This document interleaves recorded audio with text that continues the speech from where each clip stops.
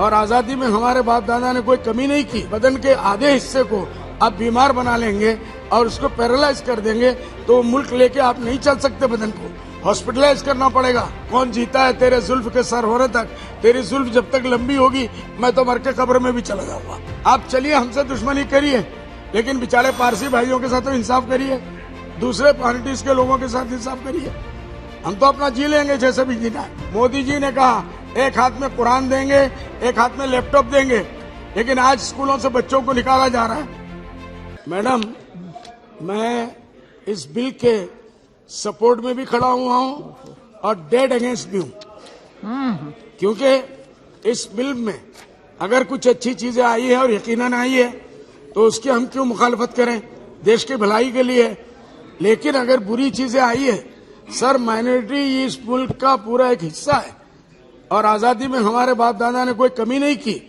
जी, एक बदन के आधे हिस्से को आप बीमार बना लेंगे और उसको पैरालाइज कर देंगे तो मुल्क लेके आप नहीं चल सकते। बदन को हॉस्पिटलाइज करना पड़ेगा, उसको आईसीयू में डालना पड़ेगा, इंटेंसिव केयर में डालना पड़ेगा और उससे भी ज्यादा करना पड़ेगा। इसलिए ये जो माइनॉरिटीज के साथ नाइंसाफी हुई है, आपने मुबारकबादी के लिए, इलेक्शन को बाकी रखने के लिए आपने अच्छा किया, बहुत अच्छे स्कीम लाई। लेकिन अब पहले 1 साल का बजट आता था, अब 25-25 साल का बजट आता है। एक शायर ने कहा था, कौन जीता है तेरे जुल्फ के सर होने तक, तेरी जुल्फ जब तक लंबी होगी मैं तो मर के कब्र में भी चला जाऊंगा। तो ये कहना है कि इसको 48 साल का वादा ना करें, 1 साल का वादा करें और उसको पूरा करके दिखाएं।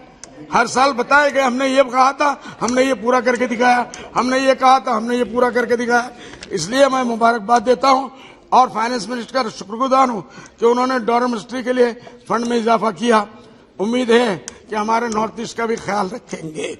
इसी तरीके से हम सराहना करते हैं फाइनेंस मिनिस्टर की कि उन्होंने आम लोगों के टैक्स में 5 लोगों की 5 लाख की जगह अब 7 लाख कर दिया। लेकिन अफसोस इस बात का है कि महंगाई के मुतालिक बजट में कोई बात नहीं आई। महंगाई जो पूरे मुल्क की कमर तोड़ दी सर। मैडम, इसके बारे में सर को सोचना चाहिए, पूरी मिनिस्ट्री को सर जोड़ के सोचना चाहिए।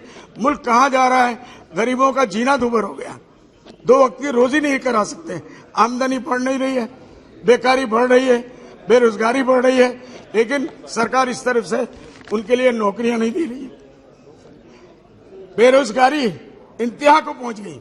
मैडम, ये यहाँ बोला जाता है बहुत नौकरियां निकाल रहे हैं, क्या नौकरियां निकाल रहे हैं?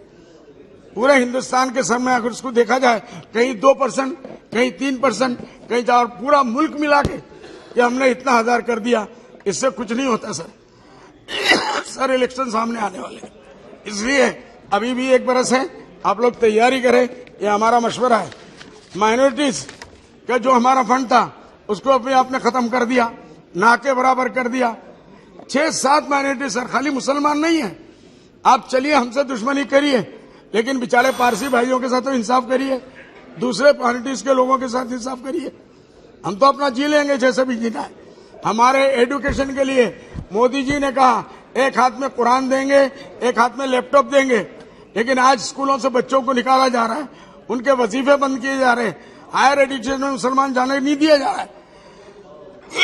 कैसे ये मुल्क तरक्की करेगा? मैं मोदी जी को याद दिलाता हूं कि आपके आने के बाद हम लोगों को बड़ी उम्मीदें हुई थी कि आप माइनॉरिटी के कुछ करेंगे, लेकिन ऐसा लगता है हमारे आसाम में फ्लड और इरोशन से हजारों नहीं लाखों लोग अब बेघर हो गए, खास करके जोलेश्वर में और खास करके ग्वालपाड़ा में और धुबड़ी में, फकीरगंज में।